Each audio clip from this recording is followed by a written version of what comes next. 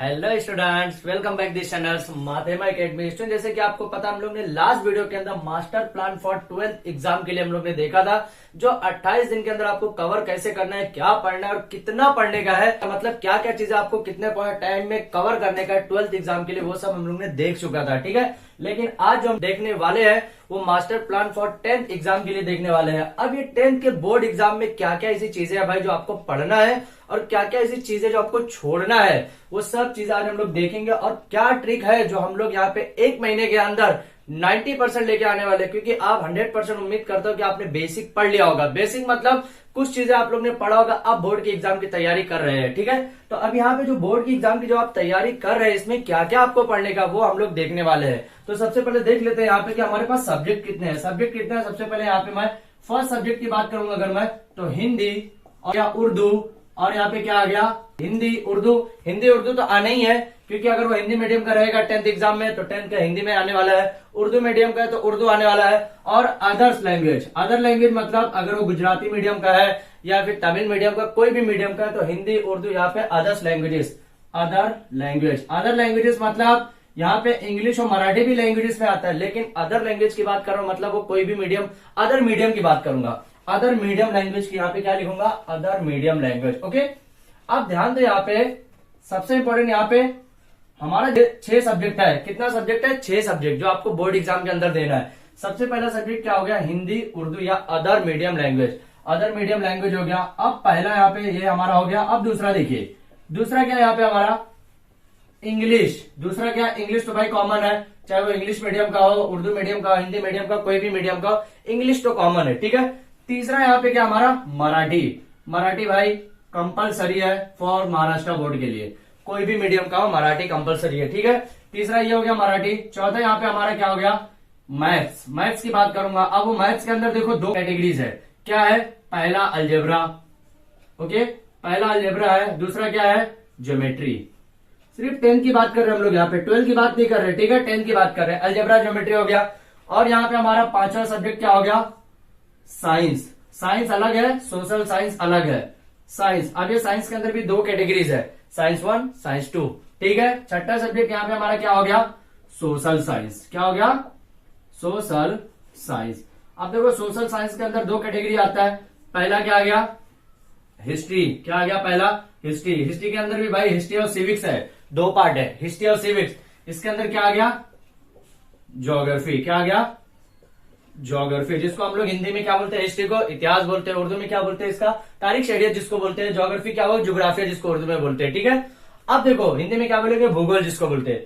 अब देखो ये आपको 6 सब्जेक्ट का आपको एग्जाम देने का है, तो आपको प्रिपरेशन किस तरह से होने का है। जो हमारा एग्जाम होने वाला है वो कब होने वाला है, 15 मार्च को होने वाला है, मतलब नेक्स्ट मंथ में होने वाला है 2022। नेक्स्ट मंथ मतलब यहां से आपको अगर राउंड फिगर देखा जाए तो हमारे पास कितना डेज है, 30 डेज का काउंटिंग करके रखिए आप।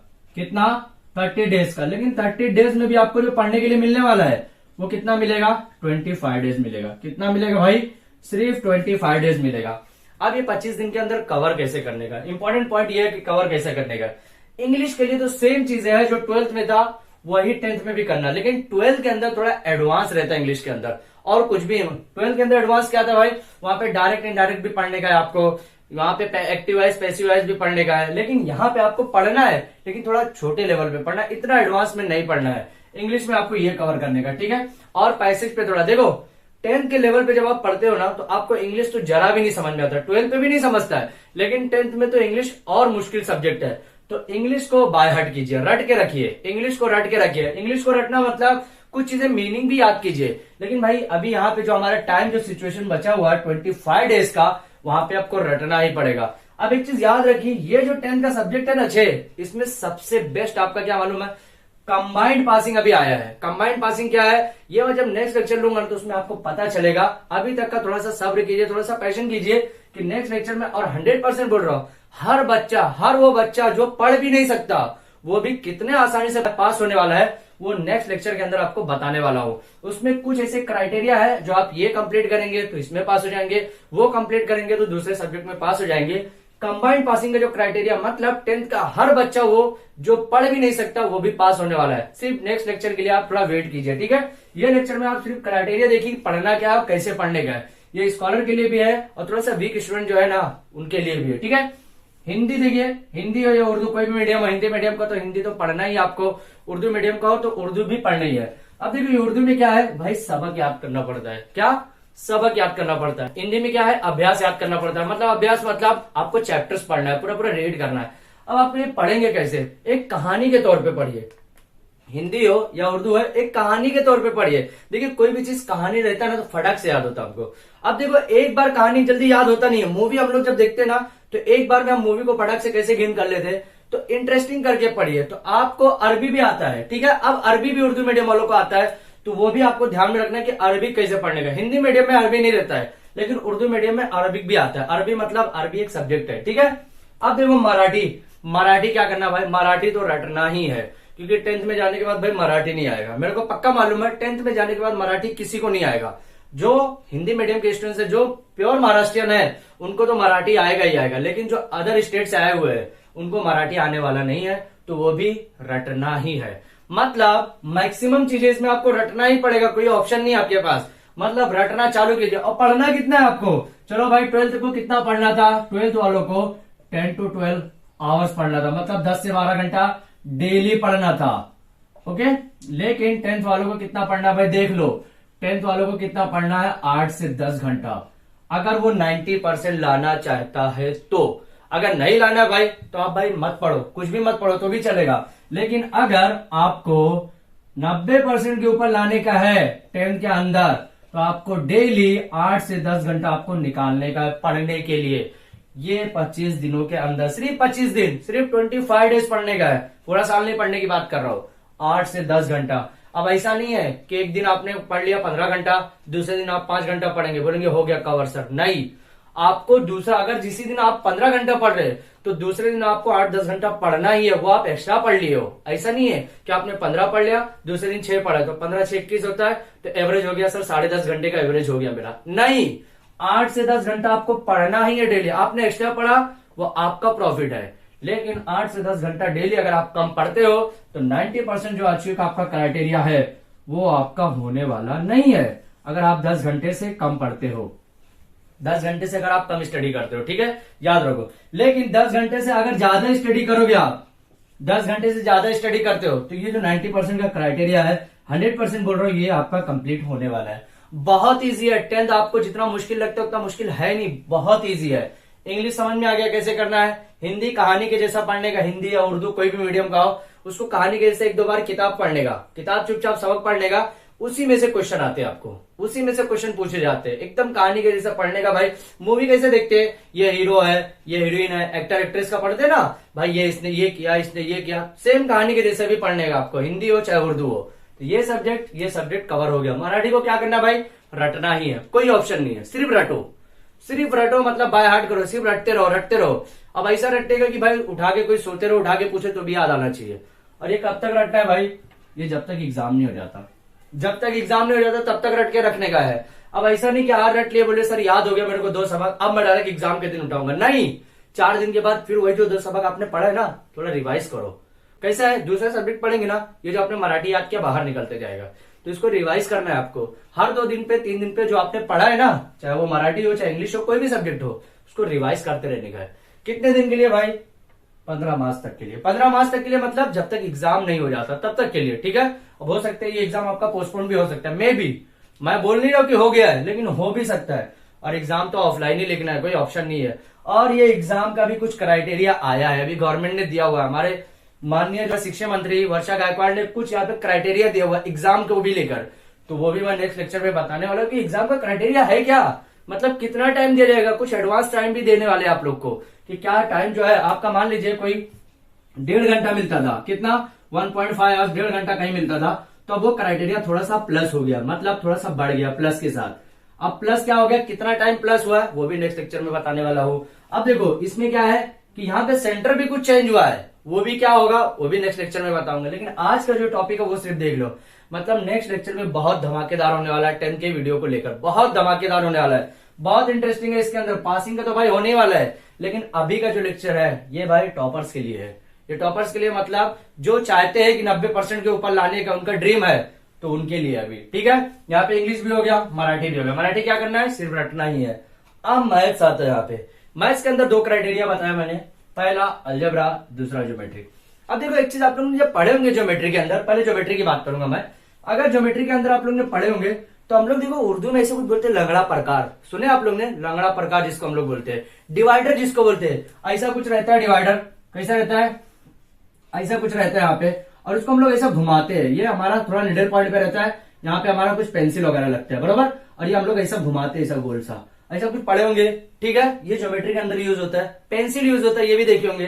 तो अब देखो ज्योमेट्री के अंदर 2 से 3 चैप्टर्स ऐसे है जो आपको पूरा पेंसिल के ऊपर खेल है, पूरा पेंसिल के ऊपर खेल है। पेंसिल के ऊपर मतलब आपको फिगर बनाना रहता है। फिगर मतलब कैसा, आपको डिग्री दिया जाएगा, डिग्री मतलब एंगल दिया जाएगा, और वो एंगल के हिसाब से आपको कुछ बनाना रहता है। जैसे फॉर एग्जांपल यहाँ पे एक लाइन दिया हुआ है, एक लाइन दिया है, आपको ट्रायंगल बनाना है, तो यहाँ पे पॉइंट रखते हैं, यहाँ पे ऐसा क्रॉस मारते हैं, यहाँ से पॉइंट रखते हैं, फिर यहाँ से भी एक क्रॉस, यहाँ से ऐसे डायरेक्ट क्रॉस नहीं मारेंगे, यहाँ पे रखेंगे ऐसा क्रॉस मारते हैं, यहाँ पे पॉइंट रखेंगे ऐसा क्रॉस मारते हैं, फिर क्या करते हैं, ये लाइन से ये लाइन क्या करते हैं, मैच करते हैं, फिर ये लाइन से ये लाइन मैच करते हैं। यही बनाना रहता है ज्योमेट्री के अंदर, कुछ नया नहीं है, बहुत ईजी है ज्योमेट्री के अंदर। भाई ये हो गया 5 मार्क्स, 5 मार्क्स का हो गया ये क्वेश्चन। आपको थोड़ा समझना है, बस ज्योमेट्री के अंदर थोड़ा सा समझना है।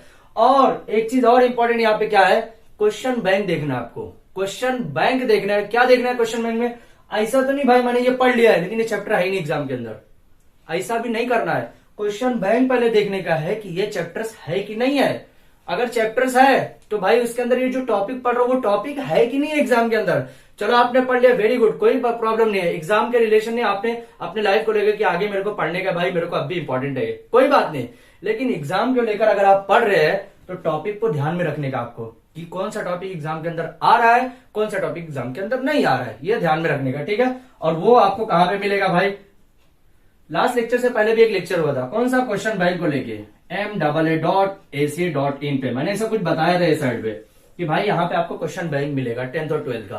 तो यहाँ पे जो क्वेश्चन बैंक मिलेगा ना, वहीं से आपको रिलेशन चेक करना है कि आपके एग्जाम में वो टॉपिक है कि नहीं है। वो क्वेश्चन बैंक में आपको दिया रहेगा, टेंशन मत लो, ऐसा नहीं कि कहीं और जाके ढूंढना, नहीं, आपको क्वेश्चन बैंक में दिया रहेगा। समझ में आया। अब इसमें भी कुछ % सिलेबस रिड्यूस हुआ है, क्या क्या टॉपिक रिड्यूस हुआ ये भी हम लोग नेक्स्ट लेक्चर में डिस्कस करने वाले, ठीक है। तो नेक्स्ट लेक्चर बोर्ड और बहुत इंपॉर्टेंट है, बहुत ज्यादा बोले तो बहुत ज्यादा इंपॉर्टेंट है, ठीक है। मैथ्स का क्या बोला, ज्योमेट्री क्लियर हो गया। ज्योमेट्री में क्या करना भाई, सबसे ज्यादा यही खेलना है आपको, समझ में। थोड़ा सा प्रॉपर्टी याद रखने का है कि मतलब जैसे ट्रायंगल हो गया, अगर वहां पे 90 डिग्री का यहाँ पे कोई ट्रायंगल है, फॉर एग्जांपल यहाँ पे राइट एंगल ट्रायंगल है, राइट एंगल ट्रायंगल ऐसा ट्रायंगल है, तो इसकी कुछ प्रॉपर्टी आपको याद रखना पड़ेगा। प्रॉपर्टी मतलब कि 90 डिग्री है तो यहाँ पे साइन थीटा कैसे बनेगा, यहाँ पे मान लीजिए थीटा है तो कॉस थीटा कैसे बनेगा, ये थोड़ा सा छोटे छोटे बेसिक याद रखना पड़ेगा। क्यों, क्योंकि ये 12th में बहुत ज्यादा इसका एडवांस है। अभी आपको बेसिक दिया जाएगा, 12th में एडवांस है। और एक चीज और, अगर आप पढ़े हो तो ही पढ़ो, अगर आपने छोड़ दिया है तो नया नहीं पढ़ना आपको। इधर से अगर नया पढ़ने की कोशिश कर रहे हो तो समझ लो आप अपने को खड्डे में डाल रहे हो। खड्डे में मतलब अपने आप को नुकसान की तरफ लेके जा रहे हो। याद रखो, क्यों, क्योंकि आपके पास टाइम बहुत कम है, बहुत बोले तो बहुत ज्यादा कम है। तो आपको सिर्फ पूरा स्टडी की तरफ फोकस वही टॉपिक करना है जो आपने अभी तक पढ़ लिया है। समझ में आया। ऐसा नहीं कि भाई चलो मैं यहां से नया पढ़ूंगा। अगर नया कब पढ़ने का है भाई, आपने पूरा पढ़ के खत्म कर दिया, आप सिर्फ एग्जाम का वेट कर रहे हो कि भाई एग्जाम आ जाए मेरे को देने का है, तब पढ़ो। तो रेयर केस स्टूडेंट्स है जिसने पूरा पढ़ लिया होगा, कवर कर लिया होगा, सिर्फ एग्जाम का वेट कर रहा है। बहुत लोग तो ये सोच रहे भाई और थोड़ा टाइम मिल जाता ना तो और पढ़ लेता मैं। बहुत सारे लोग का ये है, कल एग्जाम है बोले 2 दिन और मिल जाता ना, अब भी फाड़ के मतलब पूरा पढ़ के फाड़ देता। ऐसा नहीं करना है भाई, जितना टाइम मिल रहा है उतना शुक्र करो, क्या पता ये टाइम बढ़ जाएगा, लेकिन बढ़ेगा ऐसी कोई गारंटी नहीं है। इसलिए यही टाइम को आप बाउंड्री टाइम समझ के रखिए, सोच के चलिए कि यहीं पे एग्जाम में तो आप क्राइटेरिया बिठाइए। मैं आपको सिर्फ गाइडलाइंस दे सकता हूं, आपको करना खुद को है। समझ में आया। अब देखो मैथ्स का ज्योमेट्री हो गया, अलजेब्रा में क्या है। देखो मेरे को जहां तक लगता है, मेरा जहां पे पॉइंट ऑफ व्यू एक्सपीरियंस है, ज्योमेट्री इजी है, अलजेब्रा थोड़ा सा इंपॉर्टेंट है और मुश्किल है। अब ये मुश्किल को आसान कैसे बनाया जाए, ये जो अलजेब्रा है मुश्किल को आसान कैसे बनाया जाए। देखो भाई मैं अलजेब्रा में 2-4 चैप्टर्स पढ़ा चुका हूं, थोड़ा सा अगर देखे होंगे ना, लीनियर इक्वेशन इन 2 वेरिएबल्स, क्वाड्रेटिक इक्वेशंस, ऐसा कोई चैप्टर मैंने ऐसे बहुत चैप्टर्स पढ़ाए हुए, ठीक है। अर्थमेटिक प्रोग्रेशंस, एपी जिसको बोलते हैं हम लोग, वहां पे आपने कुछ देखा होगा कि हर चैप्टर्स और टॉपिक पढ़ने से पहले उसका जनरल फॉर्मूला है। जैसे फॉर एग्जांपल अगर linear equation in two variables की बात करूं तो ax plus B Y plus C है, ax plus B Y plus C is equal to 0, that's called general formula. Linear equation in two variables का ये हमारा general formula है। अब देखो जनरल फॉर्मूला मतलब यहाँ पे आपको मालूम होना पड़ेगा कि a जो है ये हमारा एक सॉल्यूशन है, मतलब पहला रूट मतलब ये हमारा पहला आंसर हो गया, आंसर नंबर 1, और ये जो b है आंसर नंबर 2। मतलब क्या पता चला कि linear equation in two variable जहां पे चैप्टर्स आएगा, मतलब वहां पे जिस टाइप का क्वेश्चन आएगा वहां पे आपको 2 आंसर मिलने वाले हैं ए और बी के तौर पे। तो ऐसे थोड़ा थोड़ा समझना है आपको। अब जो देखो इसके अंदर में मैक्सिमम चैप्टर्स ऐसे हैं जो ओमिट हो चुके हैं, जो स्किप हो चुके हैं, जो एग्जाम में है ही नहीं। जैसे पहले चैप्टर की अगर मैं बात करूं, that is called financial planning. Financial planning कौन सा है? जो मेरा अभी चल रहा है, क्या चल रहा है भाई, जिसके अंदर हम लोग ने जीएसटी वगैरह पढ़े ना, जीएसटी में भी हम लोग ने क्या पढ़ा, जीएसटी में भी हम लोग ने 2 चीज पढ़ा, याद करो जरा, क्या पढ़ा हम लोग ने? सीजीएसटी पढ़ा, और क्या पढ़ा हम लोग ने? एसजीएसटी पढ़ा है ना हम लोग ने। सीजीएसटी क्या होता है, एसजीएसटी क्या होता है? गुड्स सर्विस टैक्स, सेंट्रल को हम लोग भी देते हैं, स्टेट को भी देते, पढ़े ना थोड़ा सा। देखो और क्या होता है, जीएसटी नंबर होता है, आइडेंटिफिकेशन नंबर जो रहता है, वो सब हम लोग ने पढ़ा। तो भाई ये जो चैप्टर्स है ना, ये अगर लाइफ से रिलेटेड अगर कंपेयर किया जाए तो ये चैप्टर बहुत इंपॉर्टेंट है, फाइनेंशियल प्लानिंग। लेकिन एग्जाम के रिगार्डिंग अगर देखा जाए तो ये चैप्टर्स का जो इंपॉर्टेंस है वो कितना है? 0। क्यों? क्योंकि ये चैप्टर एग्जाम में है ही नहीं, तो भाई ये चैप्टर पढ़ना ही नहीं है। लेकिन बहुत सारे स्टूडेंट्स भाई अपने लाइफ को भी लेकर पढ़ते कि भाई मेरे को आगे काम आने वाला है, आगे मैं बीकॉम करूंगा और यहाँ पे बीकॉम जो करने वाला हूँ बीकॉम में तो काम आने ही है भाई, जीएसटी वगैरह का चीज है, तो मैं अभी से उसको पढ़ के रखूंगा। भाई पढ़ा है तो वेल एंड गुड, और नहीं पढ़े तो कोशिश नहीं करना, क्योंकि ये चैप्टर है ही नहीं एग्जाम के अंदर, तो इसको छोड़ भी सकते तो कोई प्रॉब्लम नहीं है। पढ़ा हुआ पहले से, तो अगर भूल जाएंगे तो कोई इश्यू नहीं है, याद रहेगा तो अच्छी बात है। समझ में आया? मतलब अलजेब्रा के अंदर ऐसे एक चैप्टर्स हो गया, और भी ऐसे 1-2 चैप्टर्स है जो आपके अलजेब्रा में है ही नहीं। अलजेब्रा में है मतलब आपके सिलेबस में नहीं है, ऐसा मत बोलना अलजेब्रा में है ही नहीं, अलजेब्रा में है, सिलेबस में नहीं है। ये अलजेब्रा में 1-2 चैप्टर से कवर हो गया। Linear equation in two variables के अंदर आपको थोड़ा सा फॉर्मूला पढ़ने का है, फॉर्मूला याद रखने का। अर्थमेटिक प्रोग्रेशन के अंदर आपको 2 फॉर्मूला पढ़ना है भाई। 2 फॉर्मूला क्या है? Tn is equal to a plus n minus 1 into D, पहला फॉर्मूला हो गया। दूसरा फॉर्मूला क्या है? Sn is equal to n upon 2a plus n minus 1 into D. ये 2 फॉर्मूले के लेकर पूरा चैप्टर में दौड़ने का अपने को, पूरा चैप्टर में ये 2 फॉर्मूले के ऊपर डिपेंड है। थोड़ा सा लॉजिक दिया है बस। लॉजिक क्या दिया भाई कि यहाँ पे Tn अगर ऐसा फॉर एग्जाम्पल 1 2 3 यहाँ पे आपको दिया हुआ है 40। फॉर एग्जाम्पल एक एग्जाम्पल की बात करूंगा, मतलब यहाँ पे आपको लास्ट में Tn की भी वैल्यू दी हुई है, पहला नंबर अगर दिया मतलब a की भी वैल्यू दी हुई है, पहला दूसरे और दूसरे तीसरे के बीच में डिफरेंस कितना दिया हुआ है? 1, मतलब d की इक्वल टू 1 भी दिया हुआ है, तब आपको निकालना क्या है? n की वैल्यू। ऐसे लॉजिक दिया है, बहुत इजी चैप्टर्स है, आपको 10th के ना चैप्टर्स बहुत इजी मिलने वाले। लेकिन यही चैप्टर जो ना बेस है किसका? 12th का, 11th और 12th का बेस है। अगर ये चैप्टर पढ़ के जाएंगे तो ही आगे काम आने वाला, अदरवाइज आपको आगे बहुत मुश्किलात आने वाली है 11th 12th को लेकर, याद रखो। ठीक है, अलजेब्रा के यहाँ पे समझ में आ गया, अर्थमेटिक प्रोग्रेशन कंप्लीट हो जाएगा, linear equation in two variables वो भी कंप्लीट हो जाएगा, और क्वाड्रेटिक इक्वेशन कितना भी आप पढ़ लो, कितना भी एडवांस पढ़ लो, पीएचडी तक का चले जाओ, क्वाड्रेटिक इक्वेशन आने ही वाला है आपको। क्वाड्रेटिक इक्वेशन से आपको पीछा नहीं छूटेगा, याद रखो। क्वाड्रेटिक इक्वेशन जो चैप्टर्स है उसमें पीछा नहीं छूटने वाला। क्या है उसका general formula? X square plus B X plus C is equal to 0, general formula. तो जनरल फॉर्मूला भाई बहुत इंपॉर्टेंट है, आप इसको लाइट नहीं ले सकते, बहुत इंपॉर्टेंट है फॉर्मूला। ठीक है, अब देखो अलजेब्रा भी खत्म हो गया हमारा, मैथ्स का साइंस आता है। सर साइंस तो बहुत हार्ड है, याद नहीं होता जल्दी, बहुत मुश्किल है, उसके अंदर भी बहुत रिएक्शन है सर, याद होते नहीं। तो भाई साइंस भी मराठी के जैसा ले लो, साइंस का जो टॉपिक है वो भी मराठी के जैसा। क्या करना है? रटना है, रटना है, कुछ नहीं करना है, क्या करना है? सिर्फ रटना है। अब साइंस में भी रटने वाली 2 चीजें हैं, अगर साइंस में भी देखा जाए तो 2 चीजें है, फिजिक्स आएगा, सॉरी 2 नहीं 3 चीजें है, फिजिक्स केमिस्ट्री बायोलॉजी। इसके अंदर 3 कैसे आएगा?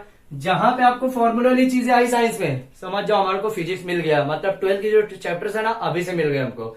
जहां पे डायग्राम वाली चीजें आई, समझ जाओ भाई बायोलॉजी वाली चीजें मिल गई है, समझ में। अब बायोलॉजी वाली चीजें कैसे याद करने है, मैंने 12th के वीडियो में बताया हुआ है। बायोलॉजी कैसे पढ़ने का, केमिस्ट्री वाली चीजें कैसे पढ़ने का वो भी मैंने 12th पे बताया, तो 12th को आपको देखना पड़ेगा तभी हो सकता है। फिजिक्स को कैसे पढ़ने का वो भी मैंने बताया, लेकिन फिजिक्स का रूल यहाँ पे अप्लाई नहीं करना आपको। क्यों? क्योंकि फिजिक्स में वहां पे लॉग टेबल यूज करना है, समझ में आया। आपको लॉग टेबल अभी तक सिखाया नहीं गया, आपने अभी तक सुना भी नहीं है कि लॉग टेबल क्या होता है भाई, कैसे यूज करते नहीं मालूम। लेकिन जैसे 11th में पैर रखेंगे ना, ऐसे पैर, तुरंत आपको लॉग टेबल समझ में आएगा कि भाई लॉग टेबल होता क्या है, क्यों इतना इंपॉर्टेंट है। 11th में समझेंगे, अभी नहीं समझना, ठीक है।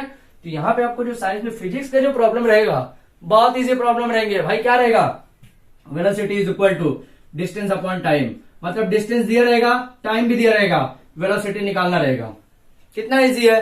वेलोसिटी की यूनिट क्या होती है, मीटर पर सेकंड। आप निकालो, यहाँ पे कोई भी एक वैल्यू आएगा, वो वैल्यू रखो, डायरेक्ट वेलोसिटी निकल जाएगा। एक्सेलरेशन निकालना, फॉर एग्जांपल एक्सेलरेशन निकालना है, वेलोसिटी आपका दिया रहेगा, वेलोसिटी अपॉन टाइम, वेलोसिटी भी दिया रहेगा, टाइम भी दिया रहेगा, एक्सेलरेशन निकल जाएगा। यहाँ पे क्या आ जाएगा, मीटर पर सेकंड स्क्वायर। एक्सेलरेशन यहाँ पे निकल चुका है। अब यहाँ पे हमारा क्या होगा, यहाँ पे हमको मालूम पड़ गया कि साइंस भी कैसे सॉल्व करना है। बायोलॉजी वाला क्या चीज रहेगा भाई, डायग्राम याद करो, डायग्राम के ऊपर लिखते जाओ, ठीक है। अब सबसे मुश्किल अगर कोई है आपको पूरा 10th के अंदर, तो वो है सोशल साइंस। क्यों ऐसा भाई, क्योंकि सोशल साइंस के अंदर ना बहुत ज्यादा लिखना रहता है। सोशल साइंस के अंदर बहुत ज्यादा लिखना पड़े तो बहुत ज्यादा लिखना है। किसके अंदर भाई, सबसे पहले टॉपिक आता है यहाँ पे हमारा हिस्ट्री के अंदर। हिस्ट्री के अंदर तो हमको बहुत ज्यादा लिखना रहता है। क्यों ऐसा, क्योंकि हिस्ट्री के अंदर ना कौन से राजा ने किसको मारा, कितने में मारा, कब युद्ध हुआ, कब झगड़ा हुआ, कब उसका खत्म हुआ, कब वो मरा, ये सब चीजें, इतनी सारी चीजें याद करना पॉसिबल नहीं है। तो भाई इसमें भी कुछ ट्रिक है, याद क्या करना है। फॉर एग्जाम्पल अगर मैं यहाँ पे अकबर राजा की बात कर रहा हूं, अकबर ने, फॉर एग्जाम्पल यहाँ पे अकबर ने किसी से युद्ध किया, किसी से झगड़ा हुआ उसका, हल्दी घाटी में। कहां पे झगड़ा किया उसने, हल्दी घाटी। हल्दी घाटी आप लोग ने सुना होगा, जहां पे हल्दी घाटी में वॉर होता है, वॉर किया उसने हल्दी घाटी। अगर मैं इसको हिंदी में लिखता हूं हल्दी घाटी, ठीक है। अब मान लो उसमें हल्दी घाटी से युद्ध हुआ, किससे, शिवाजी महाराज से, ठीक है। शिवाजी महाराज से युद्ध किया उसने, शिवाजी महाराज से, ओके। फॉर एग्जाम्पल की बात करो, ठीक है। अगर आप लोग बोलेंगे सर उसने तो कभी किया ही नहीं, मैं एक एग्जाम्पल ले आऊं, ठीक है। शिवाजी महाराज से उसने युद्ध किया। अब देखो अकबर ने हल्दी घाटी में कब युद्ध किया, ये पहले याद करने का है। किसने युद्ध किया पहले याद रखो। पहले पॉइंट में क्या याद रखने का, ध्यान दो कि पहले पॉइंट में सबसे पहले याद रखना है किसने युद्ध किया। पहला पॉइंट ये हो गया। हिस्ट्री में सबसे इंपॉर्टेंट बात बता रहा हूं, याद रखो, एकदम ध्यान से देखो। किसने युद्ध किया, पहले उसका नाम याद रखो। कब युद्ध किया, मतलब वो कभी ना कभी भाई हल्दी घाटी में जब शिवाजी महाराज से उन्होंने युद्ध किया, वॉर हुआ उसका, तो कोई ना कोई टाइम रहा होगा ना। जैसे फॉर एग्जांपल सन 1538, एक एग्जांपल ले रहा हूं। एग्जांपल बाद में बोलना नहीं सर ये तो कभी नहीं हुआ था। अरे भाई मैं एग्जांपल ले रहा हूं, फिर से बता रहा हूं। अकबर ने शिवाजी महाराज से वॉर किया हल्दी घाटी में, कब किया, पहले अकबर ने किया, तो अकबर का नाम आ गया यहाँ पे।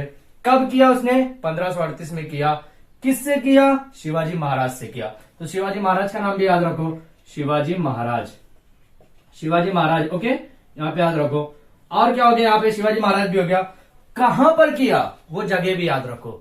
मतलब ये आपका जो क्वेश्चन, अब देखो एग्जाम में अगर आता है ना, क्या आएगा, फॉर एग्जाम्पल ये क्वेश्चन अगर मैं बनाऊं, क्या आएगा कि अकबर का युद्ध शिवाजी महाराज से कब हुआ, उसका वर्णन कीजिए। अगर हिंदी में बात करूं मैं, क्योंकि भाई मैं 10th हिंदी मीडियम से था, तो मेरे को इसका ज्यादा एक्सपीरियंस है, ठीक है।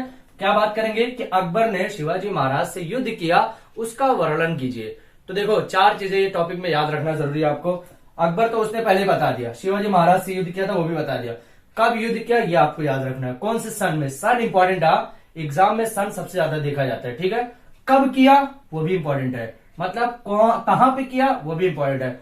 उसके बाद कहानी भी अगर लिखते हो ना, कोई देखने वाला नहीं है, एग्जामिनर देखेगा ही नहीं, सिर्फ वो 4 चीजें देखने वाला है। तो स्टार्ट के 4 लाइन ऊपर के, और बीच के 2 लाइन, और लास्ट के 4 लाइन, ये इंपॉर्टेंट है, मतलब सही से लिखा। उसके बाद कहानी भी लिखोगे ना तो कोई फर्क नहीं पड़ेगा। लेकिन ध्यान में रखना, हर जगह यही चीज करना नहीं है। और मराठी जो चीजें ना, वो हिंदी मराठी मिक्स करके लिखो। ऐसे जरूरी नहीं है प्योर पूरा मराठी लिखने का है, हिंदी मराठी मिक्स करके। लेकिन बीच में, लास्ट में नहीं, क्योंकि लास्ट स्टार्ट पॉइंट चेक होता है, याद रखो। तो आपको वो भी मिक्स करके रखना है, हिंदी मराठी मिक्स करके रखना है। तो हिंदी तो आती है ना भाई, तो हिंदी मराठी मिक्स करके लिखो। जरूरी थोड़ी है पूरा मराठी में लिखने का, नहीं, हिंदी मराठी मिक्स करके लिखो। सोशल साइंस में हिस्ट्री भी समझ में आ गया, करना क्या है। अब यहाँ पे ज्योग्राफी की बात होती है, जिसको हम लोग उर्दू में ज्योग्राफिया बोलते हैं, हिंदी में क्या बोलते हैं, भूगोल, इंग्लिश में क्या बोलते हैं, ज्योग्राफी, ठीक है। अब देखो ज्योग्राफी पढ़ना कैसे है। ज्योग्राफी में क्या रहता है सबसे इंपॉर्टेंट मालूम है।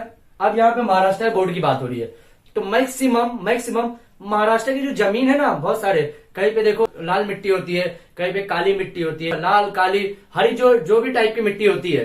तो वो मिट्टी के बारे में आपको, वो मिट्टी में कौन सी तरह का उपजाऊ होता है, कौन सी तरह की पैदावारी होती है। फॉर एग्जाम्पल नागपुर की बात करूंगा तो आपको क्या बोलेगा, नागपुर की मिट्टी का वर्णन कीजिए, ऐसे एग्जाम में आ गया। तो नागपुर के पहले भाई आपको कोर्स सिलेबस में दिया है कि नहीं वो देखना पड़ता है। यहाँ पे नागपुर की मिट्टी के वर्णन की बात हो रही है, तो फॉर एग्जाम्पल यही जो नागपुर की आपको मिट्टी पहले पता लगाना भाई कौन सा टाइप की मिट्टी है, वहां पे उपजाऊ कैसा होता है, यही सब चीजें ज्योग्राफी में दिया रहता है, कुछ नया नहीं दिया रहता है। ज्योग्राफी में सिर्फ आपको मैप जिसको पैमाना उर्दू में बोलते हैं, वही चीज के बारे में पढ़ने का है कि कौन सी जगह कहाँ पे है, उसकी उपजाऊ क्या है भाई, वहां पे क्या पैदावारी होती है, यही सब पढ़ना है ज्योग्राफी में। लेकिन मैप सबसे इंपॉर्टेंट है ज्योग्राफी में, मैप सबसे इंपॉर्टेंट। तो मैप आपको याद रखना पड़ेगा, कौन सा मैप में कहाँ कौन सी जगह है, वहां की मिट्टी कैसा है। एक तो मिसाल दिया मैंने, एग्जांपल दिया मिट्टी की बात है, ऐसे बहुत सारी चीजें हैं कि भाई वहां से नदी कौन सी बहती है, वो नदी कौन कौन सा एरिया कवर करती है, तो ये भी मैक्सिमम चीजें रटना ही है। फॉर एग्जाम्पल हिस्ट्री के जैसे ही करना है, उसमें भी कुछ कुछ चीजें याद रखो, उसके बाद कहानी लिखो, कोई टेंशन नहीं है। ये कितना करना है, विद इन 25 डेज के अंदर। ये जो 6 सब्जेक्ट है ना, विद इन 25 के अंदर करना है। अब 25 डेज के अंदर जो करना है, इसके अंदर कुछ ऐसी चीजें हैं जो मैं नेक्स्ट लेक्चर में बताऊंगा। कंबाइंड पासिंग सिस्टम जिसको हम लोग बोलते हैं, कि कौन सा ऐसा सब्जेक्ट है जो आप उसको आपस में मिलाएंगे तो उसका क्राइटेरिया पासिंग का अलग हो जाता है। मतलब एक में कम लाएंगे, एक में ज्यादा लाएंगे तो भी पास हो जाएंगे, एक में फेल भी अगर होते हैं तो दूसरे में पास होते हैं तो भी पास हो जाएंगे। ऐसा कुछ क्राइटेरिया हमारी गवर्नमेंट ने दिया हुआ है, महाराष्ट्र गवर्नमेंट ने दिया हुआ है, तो उसको पता चलेगा तो बहुत इजी से 10th पास होने वाले, बहुत बड़े तो बहुत ज्यादा इजी है। लेकिन शर्त यह है कि अगर 2 सब्जेक्ट का कंबाइंड पासिंग कर रहे हैं तो एक में पास होना जरूरी है। तो उसमें भी इजी है, बहुत इजी बोल रहा हूं ना, बहुत ज्यादा इजी है। लेकिन जो स्कॉलर है और जो सोचते भाई मेरे को 90% लाना ही है, तो इसको फॉलो कीजिए, ये पूरा सिस्टम को फॉलो कीजिए, और ये सिस्टम आज ही से फॉलो करना चालू कर दीजिए। 25 डेज के अंदर कंप्लीट करना है, नया कुछ भी नहीं पढ़ना है, जो पढ़ा हुआ उसी को रिवाइज करते हुए चलेगा। चाहे वो 20% पढ़ा हुआ है तो 20% को परफेक्ट करो। 20% को सोचो मैं 10 दिन के अंदर पढ़ूंगा, 15 दिन में हो सकता है मैं कुछ नया कर सकता हूँ। नया लेकिन जाना नहीं है, ज्यादा कोशिश करो कि नया ना पढ़ना पड़े, क्योंकि नया पढ़ने में टाइम जाता है, पुरानी चीजें पढ़ने को आपको मौका रिवाइज थोड़ा जल्दी होता है। समझ में आया? तो अब यहाँ पे हमारा ये प्लान खत्म हुआ। अभी नेक्स्ट लेक्चर जो हम लोग लेके आएंगे, कंबाइंड सिस्टम का पासिंग का क्राइटेरिया क्या है, और हॉल टिकट का भी कुछ सिस्टम बताऊंगा मैं, कि यहाँ पे 10th और 12th का हॉल टिकट शायद आ चुका है, वो मैंने देखा है, उसका भी क्राइटेरिया लेकर आऊंगा। ठीक है, तो जो स्टूडेंट अभी तक हमारे चैनल को सब्सक्राइब नहीं किया है तो प्लीज अब चैनल को सब्सक्राइब कर लो, ताकि मास्टर प्लान के मुताबिक उसको कैसे पढ़ने का है, क्या पढ़ने का और क्या नहीं पढ़ने का है, आपको और आपके फ्रेंड को भी पता हो सके। Thank you.